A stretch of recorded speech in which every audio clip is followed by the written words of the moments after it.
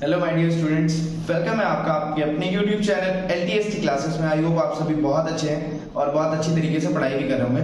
तो चलिए, अभी तक हमने जैसे कि कंप्लीट कर लिया है एक्सरसाइज 3.4 फ्रॉम क्लास 10 से, और आज हम करने वाले हैं एक्सरसाइज 3.5। तो जो कि आपको भी पता है, पूरी एक्सरसाइज 3.5 किस पे बेस्ड है? क्रॉस मल्टीप्लिकेशन मेथड पे।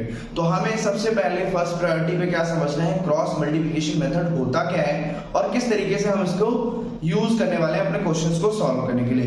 तो चलिए, जैसे कि यहाँ पे मेंशन भी है, cross multiplication method pair of linear equation in two variables. Pair का मतलब दो इक्वेशंस है। हम अभी तक जो भी चैप्टर्स में थर्ड चैप्टर में कर रहे थे उसमें हमें दो इक्वेशंस थी, उनको सॉल्व करना था। तो पेयर की बात करें तो यहाँ पे हम स्टैंडर्ड लीनियर इक्वेशन लिखेंगे। सो फर्स्ट लीनियर इक्वेशन क्या हो जाएगी? फर्स्ट हो जाएगी आपकी a1x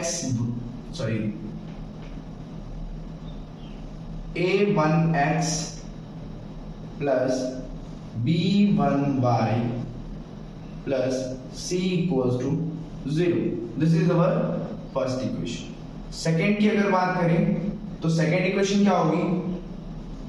a2x plus b2y plus ये c1 है, ये c2 equals to 0.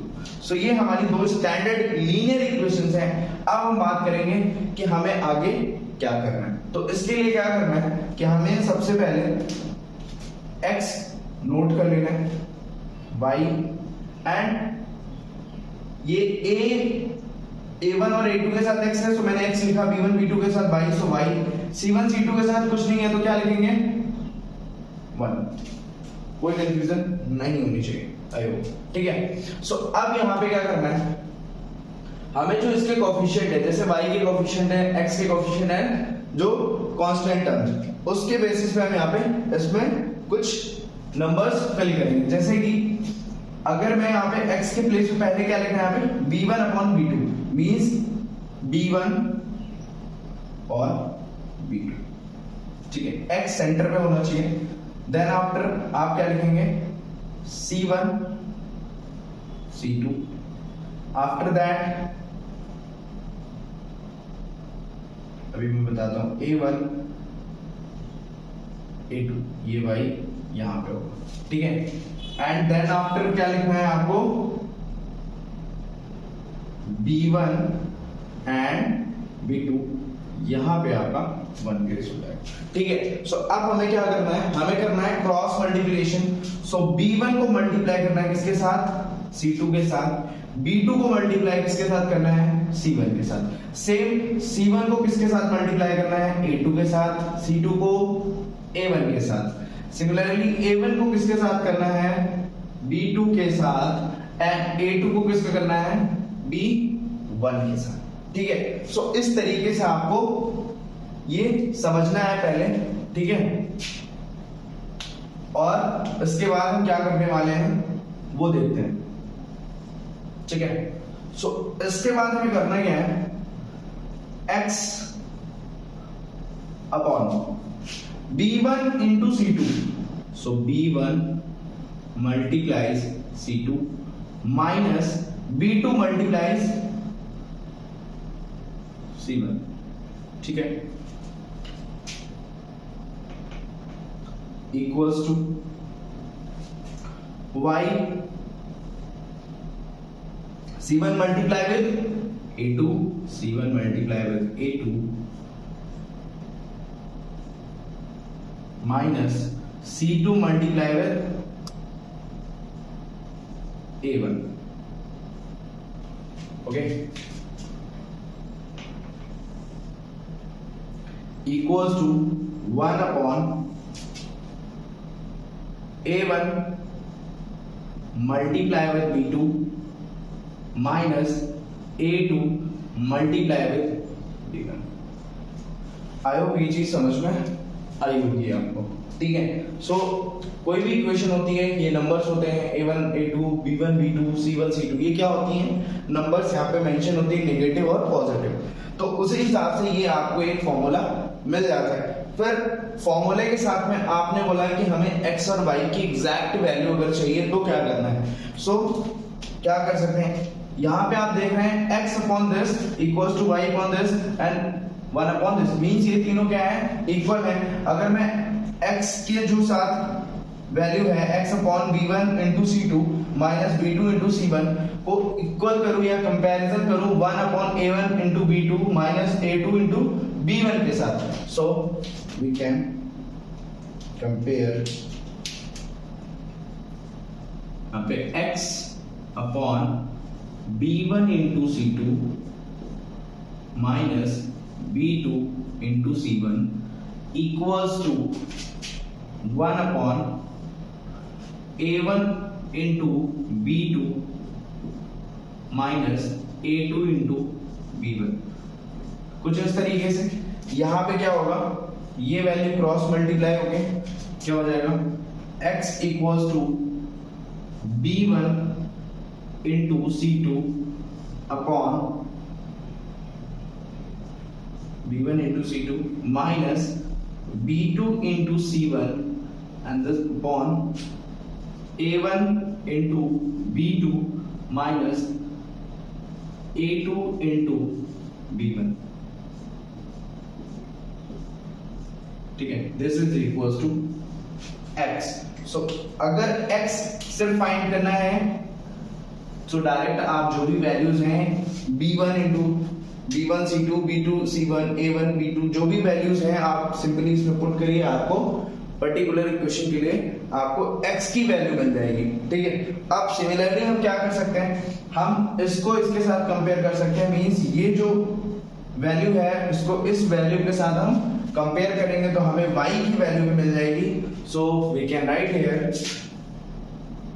y equals to क्या हो जाएगा, इसको आप कंपेयर करते हैं तो c1 multiply a2 minus c2 into a1 upon ये value a1 into b2 minus a2 into b1। तो कुछ इस तरीके से आप x और y की वैल्यू फाइंड कर सकते हैं। ठीक है, तो कुछ चीजें और जो कि हमें याद करनी है, रिमेंबर करनी है, पहले भी मैं बता चुका हूं। यूनिक सॉल्यूशन, पैरेलल लाइंस जो होती हैं, इंटरसेक्टिंग लाइंस जो होती हैं, कोइंसिडेंट लाइन जो होती हैं, no solution, unique solution and infinite many solutions. ये कंडीशंस हमें फिर से रिकॉल करनी है और उसको समझना भी है, क्योंकि आगे हमें पता करना है कि हम कब क्रॉस मल्टीप्लिकेशन मेथड यूज कर सकते हैं और कब नहीं कर सकते हैं। तो चलिए देखते हैं कुछ और पॉइंट्स, उसके बाद क्वेश्चंस करते हैं। इसका स्क्रीनशॉट। ओके, तो ये हमारी कुछ कंडीशंस थी जो कि हमने पहले एक्सरसाइज जब की है तब हमने स्टार्टिंग में ये चीज पढ़ रखी है, कब इंटरसेक्टिंग लाइंस होती है, कोइंसिडेंट लाइन कब होती है और पैरेलल लाइंस कब होती है। तो अगर जो रेशियो है वो a1/a2 does not equal to b1/b2, वो इंटरसेक्टिंग लाइंस होंगी जिसमें यूनिक सॉल्यूशंस की बात की जाती है, सिर्फ और सिर्फ सिंगल सॉल्यूशन होता है। सेकंड बोल रहे हैं a1/a2 equals to b1/b2 and equals to c1/c2, जो कि कोइंसिडेंट लाइंस फॉर्म होते हैं, एंड इनफिनाइट मैनी सॉल्यूशंस। उस लाइन पे कई सारे पॉइंट्स होते हैं, बहुत सारे इनफिनाइट पॉइंट्स हैं और हर पॉइंट पे उसका आंसर होता है। Third one is a1/a2 equals to b1/b2 does not equals to c1/c2। So यहाँ पे पैरेलल लाइन की कंडीशन फॉर्म होती है, बट कोई भी सॉल्यूशन नहीं होता क्योंकि दोनों लाइन आपस में पैरेलल होती हैं, सो इंटरसेक्ट बिल्कुल भी नहीं करती हैं। सो जैसे कि अभी हमने जो फॉर्मूला पढ़ा क्रॉस मल्टीप्लिकेशन मेथड के लिए, तो x अगर फाइंड करनी है और y फाइंड करना, तो ये उसका एक फॉर्मूला होता है, उस पे बेस्ड हम वैल्यू पुट करेंगे, हमें x और y की वैल्यू मिल जाएगी। बट सबसे बड़ी चीज ये है कि ये ना तो इसके लिए एप्लीकेबल है ना तो इसके लिए एप्लीकेबल है, ये सिर्फ और सिर्फ किसके लिए एप्लीकेबल है, यूनिक सॉल्यूशंस के लिए। समझ में आया? तो हमें पता कैसे चलेगा, यूनिक सॉल्यूशन से अगर आएगा तो ही हमें करना है। ठीक है, तो उसके लिए क्या है, यहाँ पे कॉमन सी चीज है x और y। अब कोई भी इक्वेशन है उसमें a1 b1 b2 जो भी वैल्यूज हैं यहाँ पे, वो सिर्फ एक ही एक वैल्यू तो होगी, सिंगल, तो वो पुट करने पे हमें सिर्फ और सिर्फ सिंगल आंसर मिलेगा x और y का। ठीक है, सो पहली चीज तो यहाँ पे नो सोल्यूशन है, तो इसमें तो हम यूज कर ही नहीं सकते, ठीक है, कुछ तो सोल्यूशन हमें मिलेगा ही एक्स एंड वाई से। एंड सेकेंड थिंग, अगर इस पे करते हैं, ठीक है, सो हमें क्या होगा, डिनोमिनेटर जो भी हमारी ये वैल्यूज हैं ये क्या हो जाएंगी, 0/0, ठीक। सो ये कंडीशन हो गई। And third one is intersecting lines and unique solution. तो ये जो फर्स्ट है हमारी क्वेश्चन, जो फर्स्ट कंडीशन है, ये अगर होती है तब हम क्या यूज कर सकते हैं, क्रॉस मल्टीप्लिकेशन मेथड का यूज कर सकते हैं। मतलब कहने का ये है कि कोई भी क्वेश्चन आप कर रहे हैं अगर क्रॉस मल्टीप्लिकेशन मेथड से, ठीक है, तो उसके लिए आपको क्या करना है, आपको उसके लिए पहले तो ये चेक करना पड़ेगा कि वो इंटरसेक्टिंग लाइंस है या नहीं है। अदरवाइज आप उसमें बिल्कुल भी क्रॉस मल्टीप्लिकेशन मेथड नहीं करेंगे, आपको आंसर नहीं मिलने वाला ऐसे, ठीक है। तो इसलिए अगर आप इस पे प्रेफर कर रहे हैं तो आपको ये पता होना चाहिए कि इक्वेशन इंटरसेक्टिंग लाइन है, तभी आप इसको करेंगे। तो एक्सरसाइज जो 3.5 है उसमें क्वेश्चन नंबर 1 जो है उसमें यही बोला गया है कि आपको पहले चेक करना है कि वो जो इक्वेशंस हैं उनके सॉल्यूशंस कैसे हैं, यूनिक सॉल्यूशन है, इंटरसेक्टिंग सॉल्यूशन है या नो सॉल्यूशन है। अगर यूनिक सॉल्यूशन होता है तो आपको उसको क्रॉस मल्टीप्लिकेशन मेथड से सॉल्व करना है, ठीक है। तो ये था अभी तक का जो भी पार्ट था जो हमने अभी पढ़ा, ये सिर्फ क्रॉस मल्टीप्लिकेशन मेथड समझने के लिए था। तो अभी एक छोटी सी बात मैं बोलूंगा, शायद वो बहुत अच्छी लगे आप लोगों को और बहुत ही डीप मैसेज है। तो जैसे कि एक आपने सबने पानी का जहाज देखा होगा, चारों तरफ उसके क्या होता है, पानी होता है, ठीक है।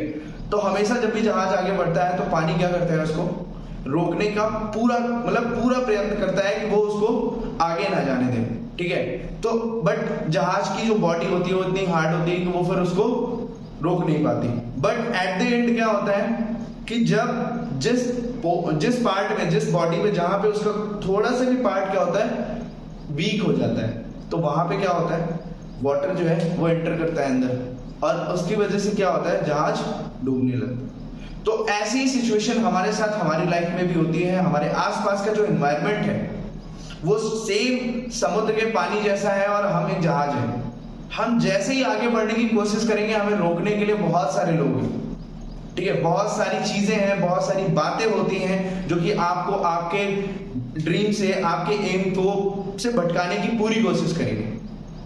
बट आपको क्या करना है, वही गलती नहीं करनी है, वहीं से आपको कमजोर नहीं होना है, वही चीज आपको पकड़ के रखनी है। आपको अपनी स्ट्रॉन्गेस्ट पावर बननी है खुद की। कोई भी कुछ भी कह ले, बट आपने जो चीज ठानी है वो आप कर सकते हैं और आपके अलावा कोई नहीं कर सकता। जो आप कर सकते हैं वो कोई भी नहीं कर सकता। सो ऑलवेज जो भी डिसाइड करना है वो एकदम स्ट्रॉन्ग डिसीजन होना चाहिए, उस पर लग के एकदम मेहनत करनी है हमें, ठीक है। तो चलिए करते हैं exercise start. Okay, so our question is which of the following pair of linear equation has unique solution, no solution और infinite many solution. In case there is a unique solutions find it by using cross multiplication method. तो हमारा जो question है उसमें हमें पहली चीज तो ये करनी है कि जो इक्वेशंस हैं, पेयर ऑफ लीनियर इक्वेशंस जो गिवन है, वो आपको बतानी है कि यूनिक सॉल्यूशंस हैं, ठीक है, या इनफिनाइट मैनी सॉल्यूशंस हैं या फिर नो सॉल्यूशंस की कंडीशन है। तो उसकी कंडीशन के बेस पे अगर यूनिक सॉल्यूशन होता है तब आपको उसका आंसर बताना है by the help of cross multiplication method. तो चलिए देखते हैं इसको हम पहले कैसे सॉल्व करते हैं। तो हम पहले कंडीशन के लिए चेक करेंगे। सो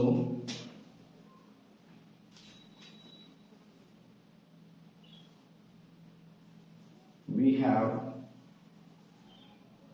यहां से हम a1 a2 और b1 b2 की वैल्यू निकाल सकते हैं। a1 equals to 1, b1 equals to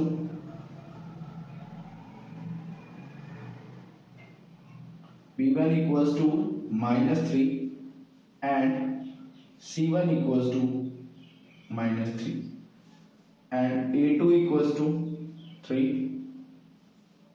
b2 equals to -9 and c3 c2 equals to -2। सो ये हमने a1 a2 और b1 b2 की वैल्यू फाइंड कर ली। अब हम चेक करेंगे कि ये क्या कंडीशन फॉर्म हो रही है। तो check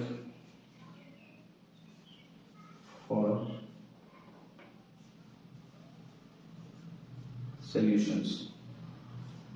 ठीक है, सो सॉल्यूशंस के लिए क्या करना है हमें, a1 upon a2 equals to b1 upon b2 equals to c1 upon c2, कुछ इस फॉर्म में इसको फिल कर देना है और चेक करना है क्या कंडीशन हो रही है। सो a1 की वैल्यू 1 अपॉन a2 की value 3 equals to -3 upon -9 equals to -3 upon -2। ठीक है, सो यहां पे ध्यान से देखोगे तो ये भी क्या लिखा हुआ है 1 upon 3, -3 means minus minus cancel, 1 upon, so ये क्या लिखा हुआ है 1 upon 3, minus minus cancel, but it does not equals to, so यहां पे क्या कंडीशन होगी a1 upon a2 equals to b1 upon b2, एक second, sorry, this is b1 upon b2। ठीक है, so b1 upon b2 does not equals to c1 upon c2। सो ये condition कैसी होगी हमारी, क्या फॉर्म होगा यहाँ पे, parallel line, and so no solutions. अब लिखेंगे hence given pair of linear equations have no solution, answer. ठीक है, तो आई होप अब हमें इसको और फर्दर कुछ भी इसमें सॉल्व नहीं करना है, हमने चेक कर लिया आंसर हमारा पैरेलल है, सो हमें इसको बाय मल्टीप्लिकेशन मेथड से सॉल्व भी नहीं करना है। अब देखते हैं नेक्स्ट क्वेश्चन, सेकंड।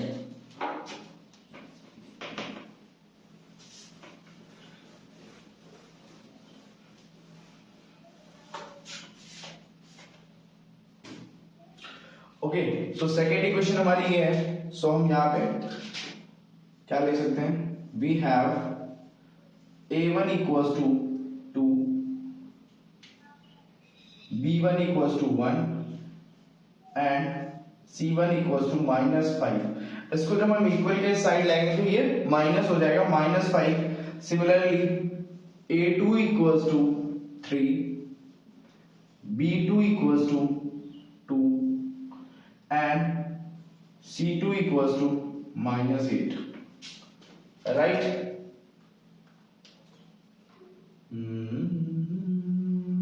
ठीक है, सो अब चेक फॉर सॉल्यूशन। ठीक है, तो सॉल्यूशन के लिए चेक करने के लिए हम क्या लिखेंगे, a1 upon a2 equals to b1 upon b2 equals to c1 upon c2।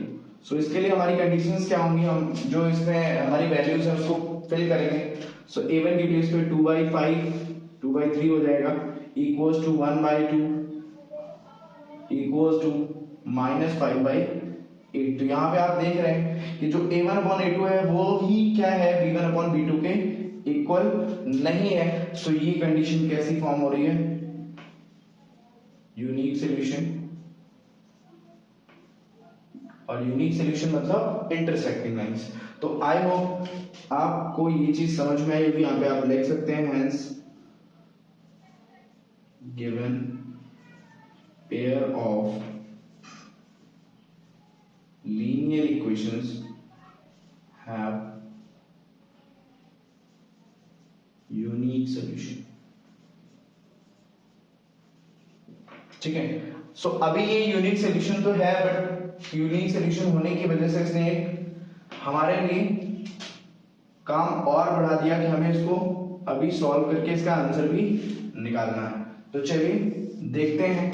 Cross multiplication से करने के लिए हमने ऑलरेडी यहाँ पे दो फॉर्मूले लिख रखे हैं x और y की वैल्यू के लिए। तो हम क्या करेंगे, फॉर x, सो x की वैल्यू के लिए हम क्या कर सकते हैं, x का फॉर्मूला उठाते हैं b1c2 minus b2c1 upon a1 b2 minus a2 b1, right. So values put करेंगे, b1 की वैल्यू 1 इंटू c2 की वैल्यू है हमारे पास -8 माइनस b2 की वैल्यू है 2 into and c1 is -5 upon, इसको सॉल्व करेंगे a1 2 इंटू b2 की वैल्यू 2 माइनस a2 की वैल्यू है 3 इंटू और b1 की वैल्यू हमारी क्या है, b1 की वैल्यू 1, ठीक है। सो इसको सॉल्व कर लेंगे, यहां पे -8, ठीक है, -8 और ये जो है ये भी मल्टीप्लाई होके -10 और -10 -3 कितना होगा, +10 एंड यहां पे 2 2 4 +4 एंड ये -3, ये तो अपॉन में 1 हो गया, ऊपर कितना आ जाएगा 2। सो x की क्या वैल्यू हो गई 2, तो यहां पे हम लिख सकते हैं implies that x equals to 2, okay, ठीक है। सो अब बात करते हैं हम फॉर y के लिए। सो y इक्वल्स टू कितना है, c1 a2 minus c2 a1 upon a1 b2 minus a2 b1 equals to, इसमें वैल्यूज पुट करनी है हमें। c1 की वैल्यू है -5 मल्टीप्लाई a2 की वैल्यू है 3, right, minus and c2 is -8 into a1 की वैल्यू 2 अपॉन अगेन a1 की वैल्यू 2 इंटू b2 की वैल्यू है b2, ठीक, minus then after a2 3 into और b1 की वैल्यू 1, ठीक है। सो आप यहां पे देख पा रहे हैं कि ये जो पोर्शन है वही ये है। सो इसको हमें बार बार सॉल्व करने की जरूरत नहीं है, अपॉन में डायरेक्ट हम क्या लिख सकते हैं 1, ठीक है, और -3 कितना होगा 1। इसको सॉल्व करोगे तो माइनस का 15 एंड ये पोर्शन आप सॉल्व करोगे तो 8 2 से 16 माइनस और minus plus 16 which is 1। So y की जो वैल्यू है वो क्या हो जाएगी 1 हो जाएगी, यहां पे हम लिख भी सकते हैं hence x equals to 2 and y equals to 1 is the answer of given equations।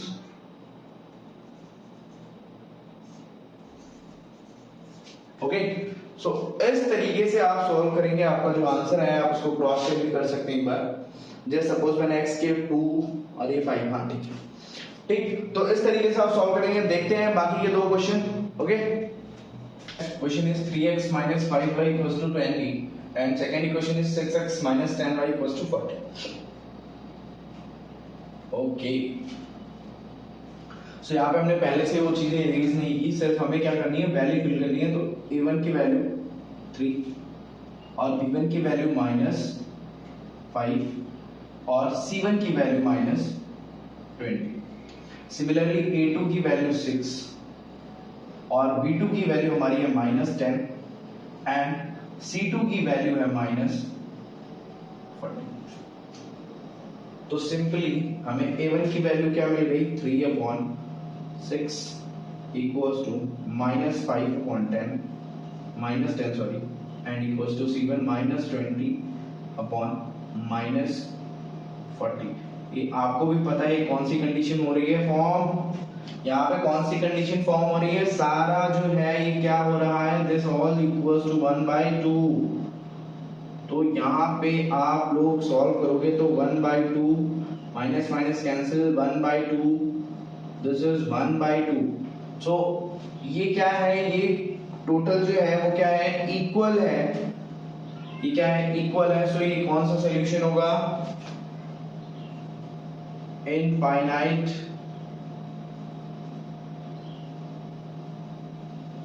Many solutions.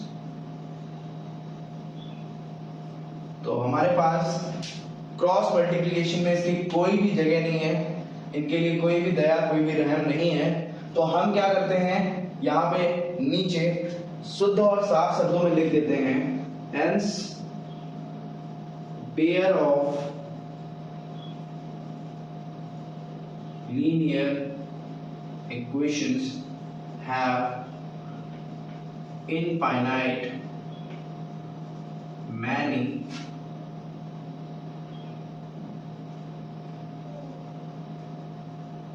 Solution.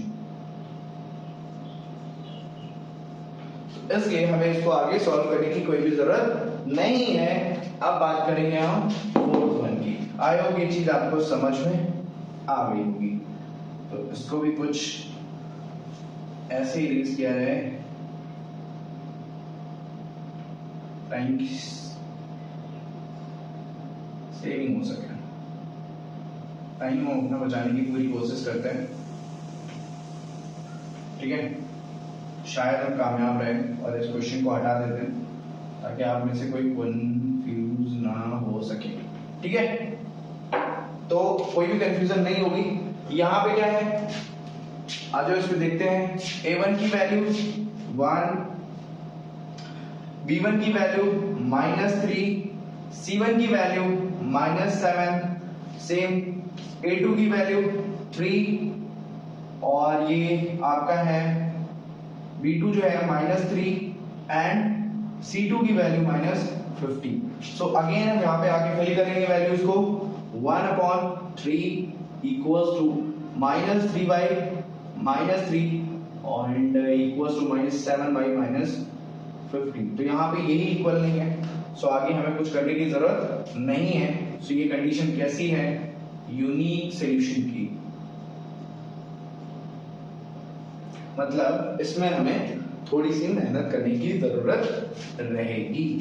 तो उसमें क्या करना है हमें, simply for x, so x equals to क्या हो जाएगा, b1 की वैल्यू उठाते जाते हैं, पुट करते हैं -3, c2 की वैल्यू इंटू -15 माइनस b2 की वैल्यू आपकी है -3 इंटू c1 की वैल्यू, एक सेकेंड, हाँ -7 अपॉन, अब बात करते हैं a1 की। a1 की वैल्यू 1 इंटू b2 -3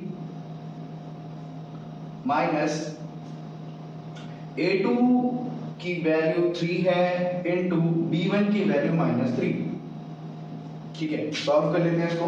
ये 45 माइनस इसकी वैल्यू क्या हो जाएगी, ये अंदर जो भी पार्ट होगा वो पॉजिटिव आ जाएगा और बाहर आके वो फिर से नेगेटिव हो जाएगा, ठीक है।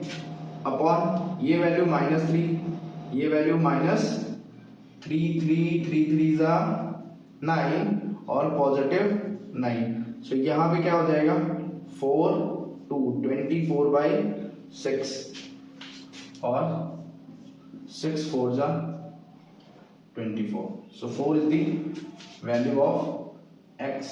यहाँ पे हम इम्प्लाई दैट दे के लिख सकते हैं x इक्वल्स टू 4, ठीक है। तो सिंपली अब हम क्या करने वाले हैं, फॉर y की वैल्यू के लिए हम क्या करेंगे, y इक्वल्स टू जो भी वैल्यू यहाँ पे मेंशन है c1 है, जैसे कि -7 इंटू a2 की वैल्यू कितनी है 3 एंड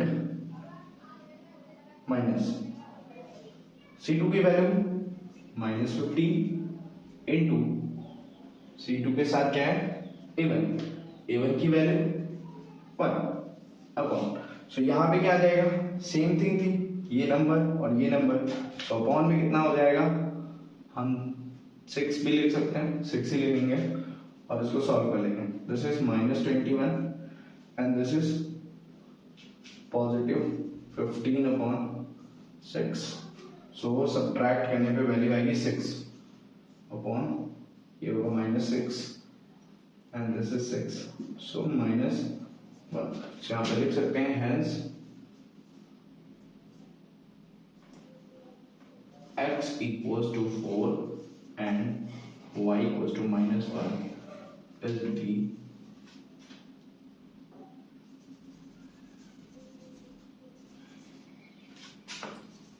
following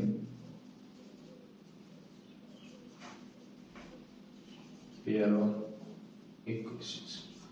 ओके, सो इसको एक बार क्रॉस चेक भी आप कर सकते हैं कि यहाँ पे इक्वेशन 4 और ये वैल्यू माइनस, तो -1 -4 प्लस हो जाएगा और +3 ये 7। ठीक है, ठीक।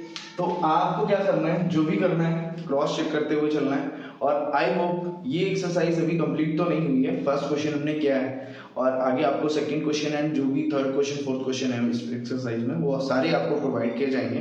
बट आपसे एक रिक्वेस्ट है, आप टेलीग्राम ग्रुप को ज्वाइन करें और उसमें जो भी आपकी क्वेरी है आप बिल्कुल बिना भी किसी हेजिटेशन के पूछ सकते हैं। आप व्हाट्सएप नंबर है गिवन है, उस पर भी कोई भी क्वेरी है तो आप हमसे पूछ सकते हैं। जो भी प्रॉब्लम्स है आप डिस्कस करिए, कोई दिक्कत नहीं है। और ज़्यादा से ज़्यादा चैनल को शेयर करिए कलीग्स के साथ, जो भी आपके फ्रेंड सर्कल में है, जो भी पढ़ाई कर रहे हैं अभी 9th-10th में या फिर 6th ऑनवर्ड कर रहे हैं, तो उन सारे बच्चों के साथ शेयर करिए। आई होप आप सभी के साथ उनको भी बहुत अच्छा लगेगा। Okay, all the best, take care, bye bye.